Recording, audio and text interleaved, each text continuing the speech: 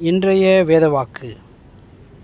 விசுவாசத்தினாலே நீதிமான் பிழைப்பான், பின்வாங்கி போவானானால் அவன் மேல் என் ஆத்துமா பிரியமாயிராது. எபிரெயர் 10:38. பலியின் ஜீவியமான இடுக்கமான பாதையிலிருந்து சற்று விலகி பின்தங்கச் செய்து, துவக்கத்தில் இது பெரிதாக காணப்படாமல் நாம் விட்டு வந்த சில காரியங்களில் விருப்பத்தை காணச் செய்யும்.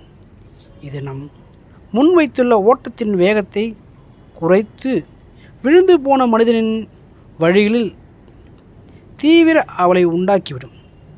நம் பலவீனங்களை அறிந்த சாத்தான் இதை ஆதாயப்படுத்தி பல சோதனைகளை நமக்கு முன்வைக்கக்கூடும்.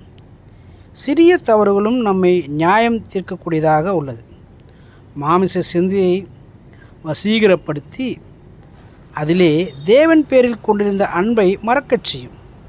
பின்னர் சத்தியத்தினின்றும் பரிசுத்த ஆவியின் நடத்துதலிருந்தும் சிறிது சிறிதாக விலகச் செய்து அவருடைய ஊழியத்தை செய்யும் ஆர்வத்தை குறைக்கவும் செய்யும்.